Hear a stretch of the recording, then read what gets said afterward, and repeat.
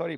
এখন আমাদের সামনে প্রধান অতিথি বক্তব্য রাখবেন আমরা বিএনপি পরিবারের প্রধান পৃষ্ঠপোষক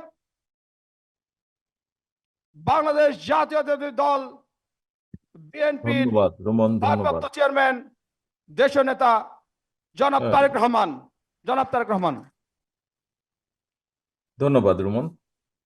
বিসমিল্লাহির রহমানির রহিম। আমরা বিএনপি পরিবার কর্তৃক আয়োজিত আজকের এই অনুষ্ঠানের সম্মানিত সভাপতি আতিকুর রহমান রোমন, মঞ্চে উপস্থিত ভাই, একটু তোমাদের বসতে হবে, এটা তো স্লোগানের জায়গা না, এটা তো অডিটোরিয়াম। স্লোগান দিবে রাজপথে, স্লোগান দিতে হবে রাজপথে প্রয়োজনের সময়। এখানে তো ঘরের ভিতরে তো স্লোগান দিয়ে লাভ নেই। মঞ্চে উপস্থিত বাংলাদেশ জাতীয়তাবাদী দলের সিনিয়র জয়েন্ট সেক্রেটারি জনাব রিজভী আহমেদ, উপস্থিত বাংলাদেশের অন্যতম বিখ্যাত ফেমাস জনপ্রিয় ছাত্রনেতা জনাব অ্যানি, উপস্থিত ফটো জার্নালিস্ট অ্যাসোসিয়েশনের সম্মানিত সভাপতি জনাব এম মহসিন সাহেব, উপস্থিত সাধারণ সম্পাদক বাবুল তালুকদার সহ আমার সামনে উপস্থিত ফটো সাংবাদিক বৃন্দ এবং উপস্থিত সম্মানিত উপস্থিতিবৃন্দ, আসসালামু আলাইকুম। আজকের এই অনুষ্ঠানটি উদ্দেশ্য, লক্ষ্য এবং উপস্থিতি প্রমাণ করে যে কিছুদিন আগে অর্থাৎ 5ই আগস্ট বাংলাদেশের অধিকাংশ মানুষের প্রত্যাশিত যে লক্ষ্য বা উদ্দেশ্য, সেই লক্ষ্য বা উদ্দেশ্য হাসিল করার জন্য বা সফল করার জন্য সমাজের প্রতিটা শ্রেণীর পেশার মানুষ অংশগ্রহণ করেছিল। এটি হচ্ছে তার সবচেয়ে বড় প্রমাণ। আজকে আমরা এখানে একত্রিত হয়েছি ফটো জার্নালিস্ট বলতে যাদেরকে বোঝায়, তারা তাদের দায়িত্ব পালন করতে গিয়ে কিভাবে একটি পলাতক খুনি স্বৈরাচারের হাতে বিভিন্নভাবে অত্যাচারিত নির্যাতিত হয়েছেন, সেই অত্যাচারিত নির্যাতিত মানুষদের, কিছু সংখ্যক মানুষদের পাশে যতটুকু সম্ভব আমাদের সীমাবদ্ধতার ভিতরে থেকে দাঁড়ানোর প্রচেষ্টার মূল লক্ষ্য বা উদ্দেশ্য আজকের এই অনুষ্ঠান। আমরা বিএনপি পরিবারের সকল সদস্যকে আন্তরিকভাবে ধন্যবাদ জানাতে চাই যে তাদের যতটুকুই সীমাবদ্ধতা আছে সেটি নিয়ে তারা চেষ্টা করেছেন আমাদের কিছু সংখ্যক ফটো জার্নালিস্ট সাংবাদিক যারা আছেন তাদের পাশে দাঁড়িয়ে তাদেরকে সহযোগিতা করার জন্য। আরও অনেকে আছেন। আমি যতটুকু জানি যে বিশেষ করে এই জুলাই আগস্ট মাসে প্রায় 80 জনের মতন খুব সম্ভব ফটো জার্নালিস্ট সাংবাদিক বিভিন্নভাবে আহত হয়েছেন বা বিভিন্নভাবে নির্যাতনের শিকার হয়েছেন। সকলের পাশে হয়তো কতটুকু দাঁড়ানো সম্ভব হবে আমি বলতে পারি না, তবে আমাদের অবশ্যই চেষ্টা থাকবে যতজনের পাশে আমরা দাঁড়াতে পারবো আমরা চেষ্টা করব আমাদের সর্বোচ্চ দিয়ে ততজন মানুষের পাশে দাঁড়ানোর জন্য। প্রিয় উপস্থিতিবৃন্দ, আজকে যেরকম এই যে স্বৈরাচারকে বিদায় করার জন্য যে প্রচেষ্টা, যে উদ্যোগ, সমাজের প্রতিটি শ্রেণী পেশার মানুষ সেদিন এক জায়গায় এসে দাঁড়িয়েছিলেন। সেদিন প্রমাণ হয়েছে যে দেশটা আসলে সকলের, দেশটা কোনো বিশেষ গোষ্ঠী, কোনো বিশেষ দল কারো না, দেশটা সবার, কোনো একক কারণ নয়, দেশটি সবার। এবং এই দেশাত্মবোধ বা দেশাত্মপ্রেম থেকেই, দেশের প্রতি এই প্রেম থেকেই সেদিন আমরা দেখেছি সমাজের প্রতিটা শ্রেণী পেশার মানুষ রাজপথে বেরিয়ে এসেছিলেন। আমরা দেখেছি ইউএনডিপির যে রিপোর্ট বের হয়েছে সেই রিপোর্টে আমরা দেখেছি 60 জনের মতন শিশুই সেদিন শহীদ হয়েছে এই স্বৈরাচারকে বিদায় করতে গিয়ে। আর তার পরবর্তীতে জাতিসংঘের যে রিপোর্টটি কয়েকদিন আগে বের হয়েছে সেটি কম বেশি আপনারা সেই সম্পর্কে ওয়াকেফল আছেন। অর্থাৎ একটি খুব সংক্ষেপে যদি আমরা বলি, গত 15 বছরও যদি বাদ দেই, মাত্র জুলাই আগস্ট মাসেও যদি আমরা ধরি, তাহলেই বোঝা যায় যে কি পরিমাণ মানুষকে শুধু 2 মাসের আন্দোলনেই হত্যা করা হয়েছে। অর্থাৎ আন্দোলন যখন চরম মুহূর্ত, ওই অল্পটুক সময়ের মধ্যে চরম যে কোনো জিনিসের বিষয়ে চরম মুহূর্ত সময়টি অল্পই থাকে, সেই চরম মুহূর্তে সেই অল্প সময়ে 2-3 সপ্তাহের মধ্যেই কতগুলো মানুষকে শহীদ হইতে হয়েছে। তাহলে আপনারা বিবেচনা করে দেখতে পারেন গত 15 বছর ধরে কত মানুষ, শত হাজারো মানুষ যেই গুম খুনের হদিস বেরিয়ে আসছে, গুম খুন খুনের যে ঠিকানা হিসাবগুলো বেরিয়ে আসছে, কি পরিমাণ মানুষ অত্যাচার নির্যাতিত হয়েছে।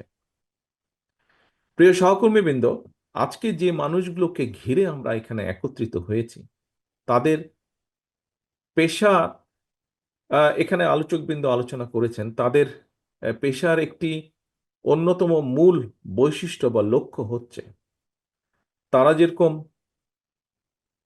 মানুষের আহ, দুঃখ, কষ্ট, অত্যাচার, নির্যাতনকে, অনেক কথাকে শুধুমাত্র একটি ছবির মাধ্যমে তুলে ধরতে পারেন, ঠিক একইভাবে একটি ছবির মাধ্যমে কিন্তু সমগ্র জাতিকে আশাও বা উজ্জীবিত করতে সক্ষম একটি ছবি। আমি এটি বিশ্বাস করি। একটি ছবি যেরকম সব কথা বলে দিতে পারে, অনেক লেখা বাদ দিয়ে শুধু একটি ছবি, বড় রচনা বাদ দিয়ে একটি ছবি, ঠিক একইভাবে আমরা যে ঘন্টার পর ঘন্টা রাজনীতিবিদরা বক্তব্য রাখি, বিভিন্ন গুণীজনেরা তাদের গুরুত্বপূর্ণ বক্তব্য রাখেন, কিন্তু আমার কাছে মনে হয় একটি ছবির মাধ্যমে সম্পূর্ণভাবে একটি জাতিকে উজ্জীবিত করা সম্ভব। সম্পূর্ণভাবে সেরকম একটি ছবির মাধ্যমে একটি জাতিকে পথ দেখানো সম্ভব, দিশা দেওয়া সম্ভব।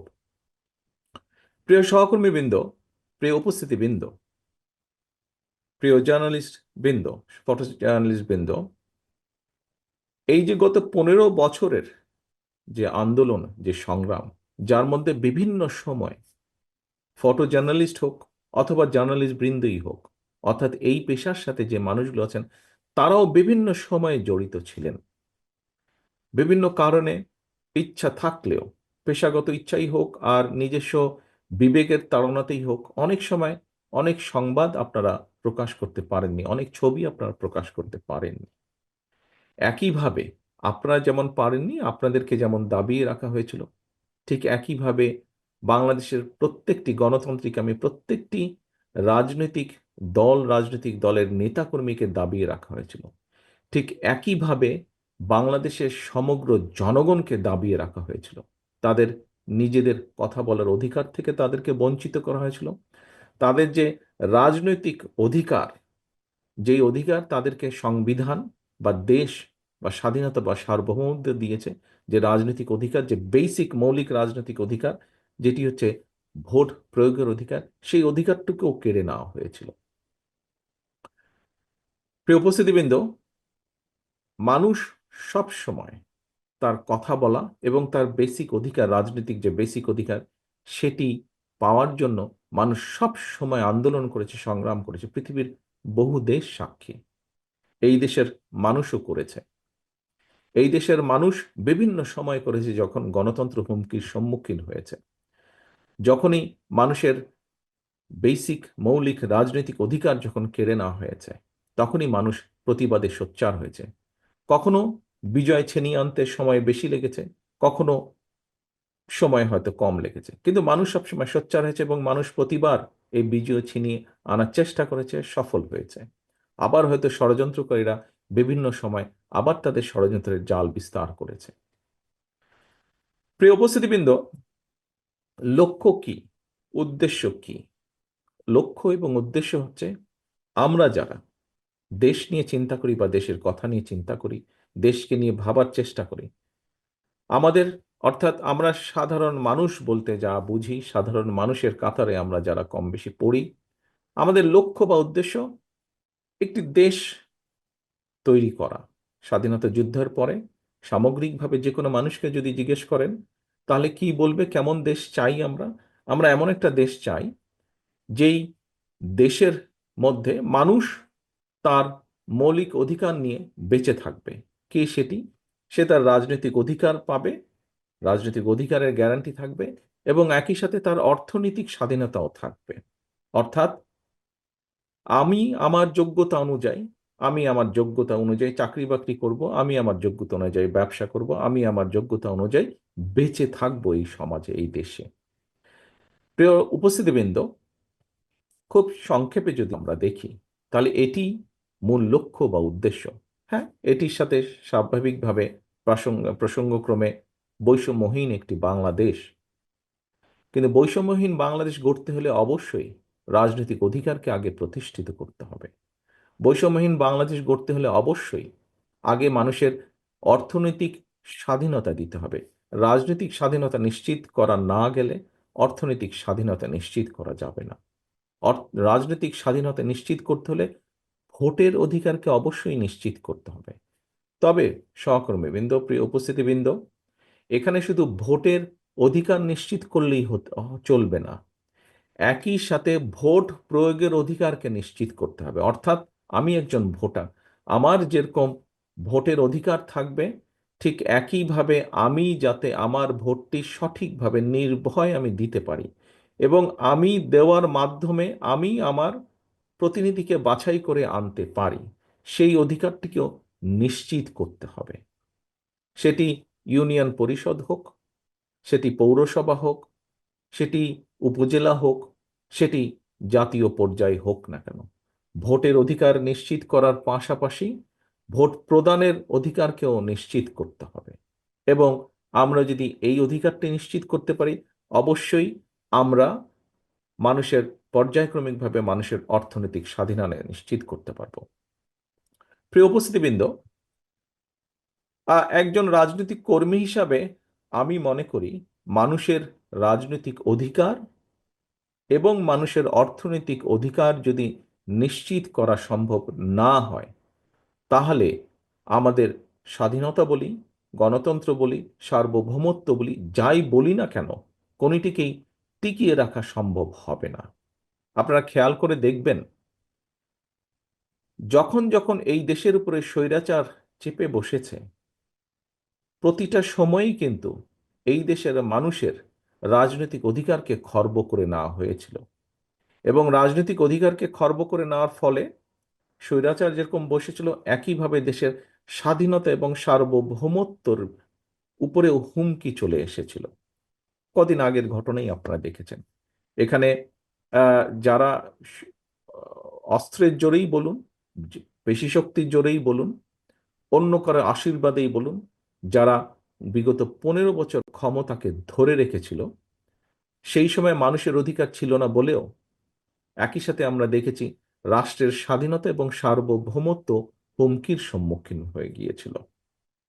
বিভিন্নভাবে আমরা দেখেছি কিভাবে অন্য দেশের উপস্থিতি বাংলাদেশের মানুষের অধিকারকে দাবিয়ে রেখে অন্য দেশের উপস্থিতি, অন্য দেশের নাগরিকদের উপস্থিতি এই দেশে আমরা দেখেছি কিভাবে তারা বাংলাদেশের মানুষের অধিকারকে দাবিয়ে রেখে, বাংলাদেশের মানুষের ন্যায্য অধিকারকে দাবিয়ে রেখে তারা তাদের স্বার্থ এখান থেকে উদ্ধার করে নিয়ে গিয়েছে। প্রিয় উপস্থিতিবৃন্দ, বাংলাদেশ জাতীয়তাবাদী দল বাংলাদেশের অন্যান্য সকল রাজনৈতিক গণতান্ত্রিক রাজনৈতিক দলগুলোকে সাথে নিয়ে 31 দফা আমরা জনগণের সামনে উপস্থাপন করেছি। আজ থেকে 2.5 বছর আগে আমরা উপস্থাপন করেছি। এই 31 দফা আমরা যখন উপস্থাপন করেছি, তখন সংস্কার প্রস্তাব, এই 31 দফা অ্যাকচুয়ালি সংস্কার প্রস্তাব, কতগুলো ব্যবস্থার কি কি উন্নতি করা উচিত হবে দেশকে বা রাষ্ট্রকে মেরামত করার জন্য, দেশ বা রাষ্ট্রকে সামনের দিকে এগিয়ে নেওয়ার জন্য, তারই এখানে বক্তব্য, সেই বক্তব্যগুলি এখানে তুলে ধরা হয়েছে। আমরা যখন বাংলাদেশ জাতীয়তাবাদী দল এবং আমাদের সাথে যে সকল রাজনৈতিক গণতান্ত্রিক রাজনৈতিক দলগুলো আন্দোলনে মাঠে ছিলেন, তাদের সাথে পরামর্শ ক্রমে আমরা যখন এই 31 দফা জনগণের সামনে উপস্থিত করেছি, তখন এর বাইরে অন্য কেউ কিন্তু কোনো সংস্কারের কথা তখন বলেনি। আমরা 2.5 বছর আগে আমরা বুঝতে পেরেছিলাম, 2.5 বছর আগে আমাদের দৃঢ় আত্মবিশ্বাস ছিল এই স্বৈরাচারের পতন হবে এবং স্বৈরাচারের পতন হবার পরে এই খুনি স্বৈরাচার যেভাবে দেশকে ধ্বংস করে দিয়ে গিয়েছে, দেশের প্রতিটি সেক্টরকে যেভাবে ধ্বংস করে দিয়ে গিয়েছে, প্রতিটি সেক্টরের মেরামত প্রয়োজন এবং মেরামত করতে হলে একটি পরিকল্পনা প্রয়োজন, একটি গাইডলাইন প্রয়োজন, পলিসি প্রয়োজন। সেটি আমরা জনগণের সামনে সেদিন উপস্থাপন করেছিলাম। প্রিয় উপস্থিতিবৃন্দ, এই যে আমরা 31 দফা দিয়েছিলাম, এই 31 দফার লক্ষ্য বা উদ্দেশ্য কি? লক্ষ্য বা উদ্দেশ্য একটি গণতান্ত্রিক বাংলাদেশ তৈরি করা।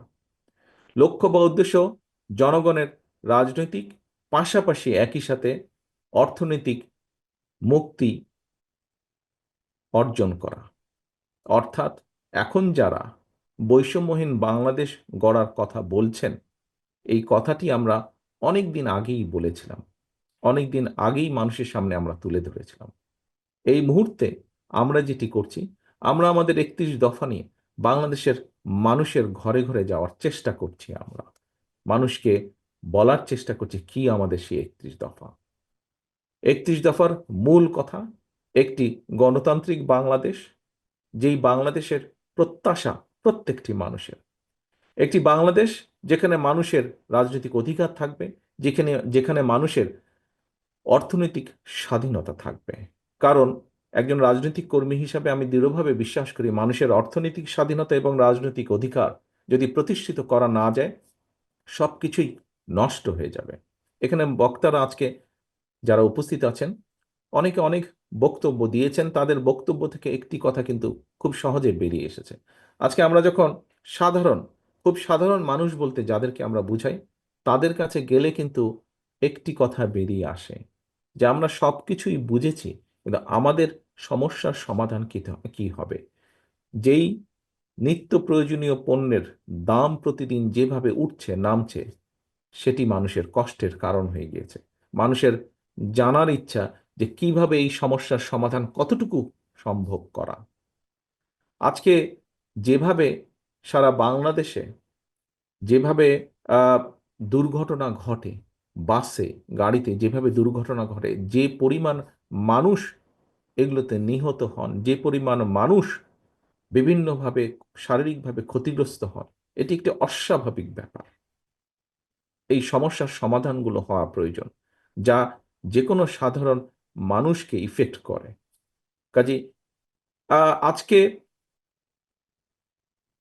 বাংলাদেশের বহু মানুষ সঠিকভাবে চিকিৎসা সেবা থেকে বঞ্চিত হচ্ছেন। বাংলাদেশের মানুষের, সাধারণ মানুষ বলতে আমরা যাদেরকে বুঝি, তাদের জানার হক আছে, অধিকার আছে যে তাদের চিকিৎসার কি হবে, তার পরবর্তী, তার সন্তানদের, তার পরবর্তী বংশধরদের চিকিৎসার বিষয় কি হবে। আমরা আশেপাশের অনেক দেশের সাথেই যদি তুলনা করি, তাহলে আমাদের চিকিৎসা সেবার যে আহ, পরিমাণ, যে পরিমাণ মানুষের চিকিৎসা সেবা পাওয়া উচিত, যে পরিমাণ মানুষ পাচ্ছে না, তার পরিমাণ ভয়াবহ। যারা পাচ্ছে না তাদের সংখ্যা অনেক বেশি। খুব কম সংখ্যক মানুষ চিকিৎসা সেবার মধ্যে পড়ছে। আমরা শিক্ষা ব্যবস্থা নিয়ে কথা বলছি। শিক্ষা ব্যবস্থার অবশ্যই পরিবর্তন হওয়া প্রয়োজন। শিক্ষা ব্যবস্থার গুণগত প্রয়োজন, শিক্ষকদের গুণগত অবস্থার পরিবর্তন হওয়া প্রয়োজন। তা না হলে এই জাতির সামনে অন্ধকার ছাড়া অন্য কিছু নেই। কাজে এরকম আরো অনেকগুলো বেসিক সমস্যা আছে, যার যার একটি বেসিক সমাধানের পরিকল্পনা আমরা আমাদের 31 দফায় দিয়েছি। আমরা যদি মানুষের এই সমস্যার সমাধান করতে না পারি, তাহলে উচ্চ কক্ষই বলুন, এক ব্যক্তি দুইবারের বেশি প্রধানমন্ত্রী হবে না বলুন, আরো যতই ক্ষমতার ভারসাম্য এর ভিতরে, ওর সাথে ওর ক্ষমতার ভারসাম্য যতই যাই বলি না কেন আমরা, দিন শেষে কিন্তু মানুষের কোনো উপকার হবে না।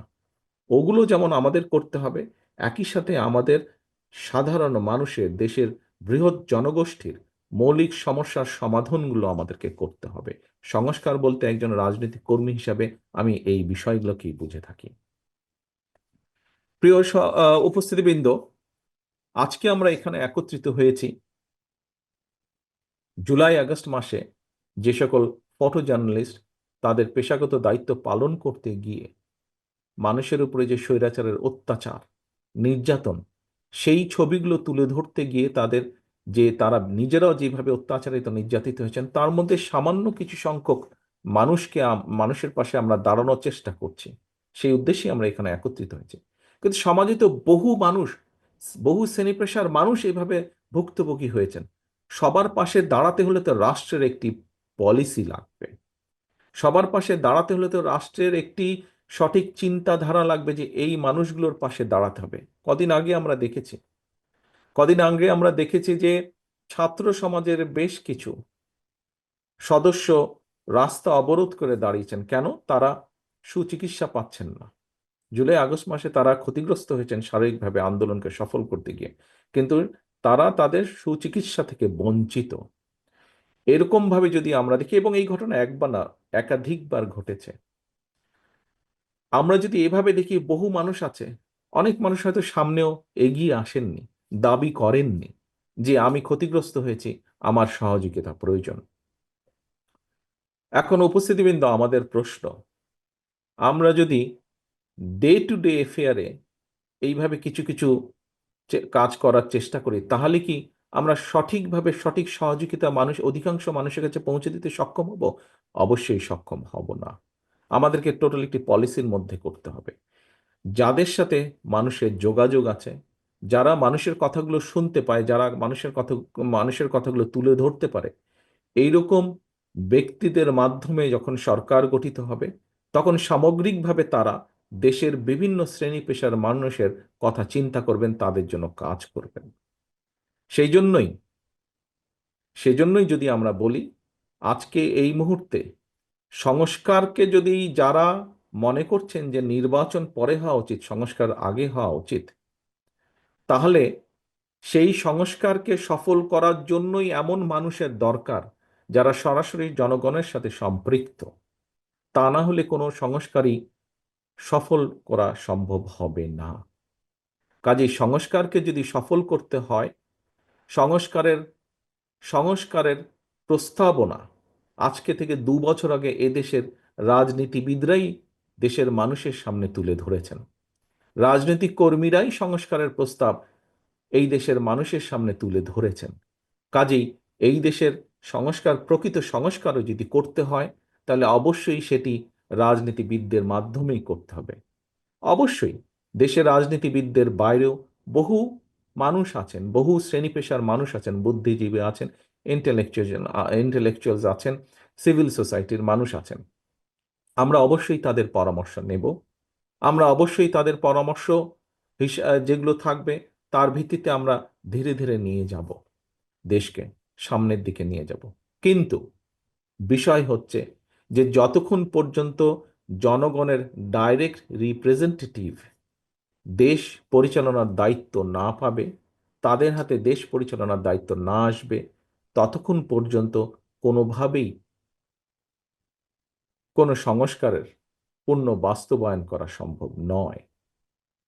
কারণ যাদের সাথে জনগণের সরাসরি সম্পৃক্ততা আছে, তারাই একমাত্র জনগণের কথা তুলে ধরতে পারবে, তারাই একমাত্র জনগণের আকাঙ্ক্ষা অনুযায়ী সামগ্রিকভাবে দেশকে সেদিকে পরিচালনা করতে সক্ষম হবেন। প্রিয় সহকর্মীবৃন্দ, প্রথমেই আমি বলেছি, আমরা কিছু সংখ্যক মানুষের পাশে হয়তো দাঁড়াতে সক্ষম হয়েছি আমাদের সীমাবদ্ধতা, লিমিটেশনের ভেতর দিয়ে। আমাদেরকে যদি সামগ্রিকভাবে একটি বৈষম্যহীন থেকে আরম্ভ করে একটি গণতান্ত্রিক বাংলাদেশ গড়ে তুলতে হয়, তাহলে অবশ্যই এখানে সকলের পার্টিসিপেশন লাগবে, এখানে জনগণের মতামতের ভিত্তিতে পরিচালিত হতে হবে। আমরা আমাদের বক্তব্য জনগণের সামনে নিয়ে উপস্থিত হয়েছি। আমরা মনে করি অন্যান্য যারা আছেন তারাও জনগণের সামনে উপস্থিত হবেন। জনগণই ডিসাইড করে নেবে জনগণ কাকে দায়িত্ব দিবে তাদের দেশ পরিচালনার। জনগণের দেশ পরিচালনার দায়িত্ব জনগণ কাদেরকে দিবে। কাজেই এই বিষয়টিতে যত দেরি হবে, আমরা মনে করি, বিভিন্নভাবে ধারণা করি যে তাতে করে সমস্যা বাড়বে বই কমবে না। একটি বিষয় অনেকেই আলোচনা করেছেন, একটি বিষয়ে অনেকেই বলছেন ইদানিং, যত দেরি হবে নির্বাচনের, তত বেশি কিন্তু বিভিন্ন ষড়যন্ত্রের ডালপালা বাড়তে থাকবে। বিভিন্নভাবে সমাজের মধ্যে বিভিন্নভাবে কথাবার্তা, এখনই বিভিন্ন রকম কথাবার্তা আস্তে আস্তে ছড়াচ্ছে যে যারা পালিয়ে গিয়েছে এই দেশ থেকে, তারা এই দেশের মানুষের বিপুল পরিমাণ সম্পদ লুট করে নিয়ে গেছে। অবশ্যই তারা সেই সম্পদগুলি সেই ষড়যন্ত্রের পিছনে ব্যয় করবে। কাজেই দেশকে যদি একটি স্টেবল সিচুয়েশনের ভিতরে আনতে হয়, দেশকে যদি ঐক্যবদ্ধভাবে ধরে রাখতে হয়, দেশকে যদি একটি স্থিতিশীল অবস্থার মধ্যে ধরে রাখতে হয়, তবে তার দায়িত্ব অবশ্যই জনগণের হাতে ছেড়ে দিতে হবে। আমরা সকল সময় মনে করি এই দেশের মূল মালিক বাংলাদেশের জনগণ। কাজেই বাংলাদেশের জনগণের সেই অধিকার আছে এই দেশ নিয়ে কি হবে না হবে সেই সিদ্ধান্ত নেবার একমাত্র ক্ষমতা বাংলাদেশের মানুষের। এবং পৃথিবীতে আমরা মুখে সকলেই গণতন্ত্রের কথা বলি, সমগ্র পৃথিবীতে গণতান্ত্রিক ব্যবস্থা বলতে যা বোঝায় সেটি হচ্ছে নির্বাচন। নির্বাচনের মাধ্যমেই জনগণ তাদের মতামত ব্যক্ত করে থাকেন। সেটি আগেই বলেছি আমি, সেটি ইউনিয়ন পরিষদ হোক, সেটি জাতীয় পর্যায়ের হোক, নির্বাচনের মাধ্যমেই জনগণ তাদের মতামত প্রকাশ করে থাকে। নির্বাচনের মাধ্যমেই জনগণ সিদ্ধান্ত নিয়ে থাকে তারা কি চায়। নির্বাচনের মাধ্যমেই জনগণ তার জবাব দিয়ে থাকে তারা দেশকে কি বলতে চায়, তারা রাজনীতিবিদ সহ সকলকে কি বলতে চায়। নির্বাচনের মাধ্যমেই জনগণ এসব কাজ করে থাকে। কাজেই জনগণের অধিকার যদি জনগণকে ফিরিয়ে দিতে হয়, দেশ কিভাবে কি হবে এই বিষয়ে সিদ্ধান্ত সম্পূর্ণ জনগণের।